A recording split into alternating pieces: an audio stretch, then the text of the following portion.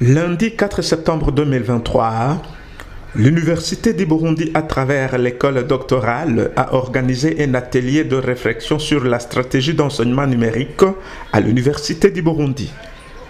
C'est un atelier qui s'inscrit dans le programme d'appui institutionnel pour la période quinquennale de 2022-2027.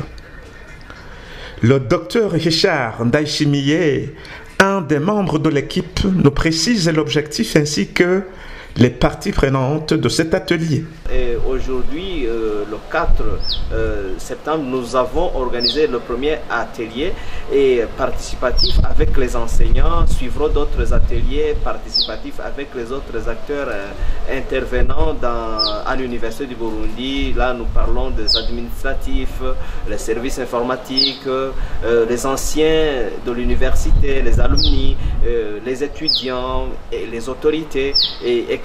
Tout ce monde a été convié aux différents ateliers participatifs pour essayer de discuter, d'échanger sur la stratégie à adopter pour l'enseignement numérique à l'Université du Burundi. Voilà l'objectif de ces ateliers. Il a terminé ses propos en invitant l'Université du Burundi à favoriser l'implication et la participation de tout et chacun pour que cet atelier soit une réussite pour tous. Alors pour que ces ateliers soient une réussite, nous pensons que d'abord la participation interactive des participants de tout ce monde est nécessaire et nous voudrions bien que chacun puisse s'exprimer sans dire « Oh, moi je n'ai pas de compétences en enseignement numérique » et surtout nous avons chaque fois recadré aux défis.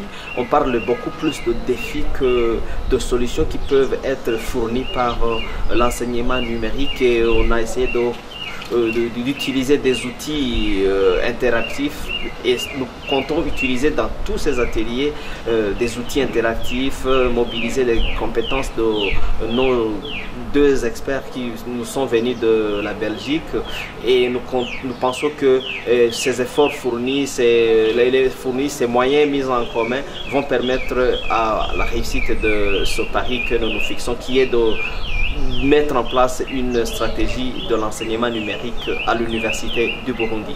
Nous félicitons l'autorité rectorale pour avoir déjà pensé à la mise en place de stratégies, à la mise sur le plan d'action annuel 2023-2024, les actions en rapport avec l'enseignement numérique. Ce que peut-être on peut demander de supplémentaire, c'est de favoriser l'implication de tout un chacun, surtout les enseignants qui sont aussi au centre de l'enseignement numérique d'une part, mais aussi de favoriser la participation des étudiants qui sont aussi les acteurs clés dans l'enseignement numérique. Nous ne pouvons pas aussi oublier de demander à l'université de peut-être augmenter le budget par rapport à la connexion, augmenter la bande passante pour qu'il y ait des points d'accès partout dans les campus, que les campus soient interconnectés. Le professeur Gauthier, chargé de l'enseignement numérique pour Pôle Nord, nous relate les grands atouts de l'atelier et les avancées du projet qui lie les universités belges francophones de l'ARES et l'Université du Burundi. Eh bien, cette semaine était dédiée à la mise en place, la définition de mesures visant la transition vers l'enseignement numérique, le développement de l'enseignement numérique ici à l'Université du Burundi. Et ça a été effectivement une semaine très intense, mais nous sommes sur le point d'aboutir à une vingtaine de mesures dans différents domaines qui doivent aider la communauté, l'ensemble de la communauté universitaire ici à Bujumbura à déployer l'enseignement numérique dans un délai, on va dire, raisonnable, d'ici 5 ans. On a identifié, nous, pendant cette semaine, toute une série de difficultés, mais aussi de forces, d'opportunités finalement, qui sont liées à cet enseignement numérique ici à l'Université du Burundi. Évidemment, un problème, je dirais, majeur ici, c'est l'accès à Internet et à un matériel informatique performant, et pour tous, aussi bien pour les étudiants que pour les enseignants. Mais on essaye aussi de travailler à des pistes, notamment réfléchir comment accéder à un ordinateur, surtout aussi à un Internet, à un Wi-Fi qui permettent l'enseignement à distance, parce qu'évidemment sans matériel et sans connexion c'est compliqué. Mais on réfléchit également à la formation des enseignants et des étudiants à l'enseignement numérique. Il existe déjà à l'université ici une plateforme Moodle qui peut être généralisée, qui est très peu employée jusqu'à présent.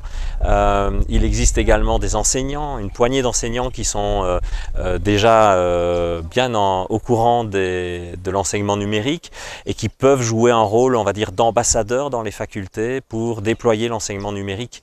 Donc on a toute une série une liste de manques, de besoins, mais on a aussi des opportunités et des possibilités de déploiement de l'enseignement numérique dans un délai raisonnable.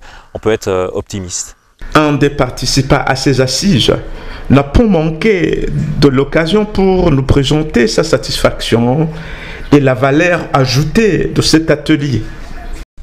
Je suis très content d'avoir participé à cet atelier et je dirais que cet atelier vient à point nommé, si ce n'est pas trop tard. Et vous aurez vu et compris qu'avec la pandémie Covid-19, il y avait nécessité de faire ces enseignements à distance pour ne pas faire des prolongations des années académiques et pour rester généralement dans les normes de chaque année académique.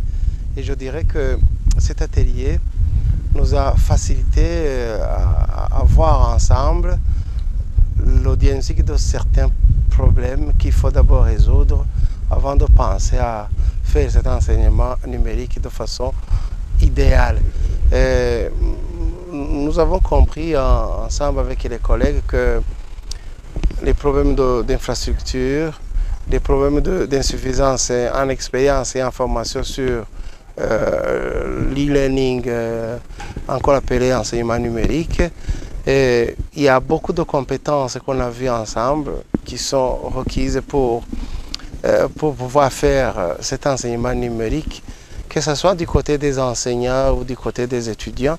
Et la plus-value pour cet enseignement, c'est que le minimum, on a pu voir ensemble tous ces éléments et nous avons envisagé avec les collègues et tous les participants dans cet atelier ou dans ces différents ateliers participatifs, les voies de sortie, comment orienter chaque problème pour pouvoir le résoudre.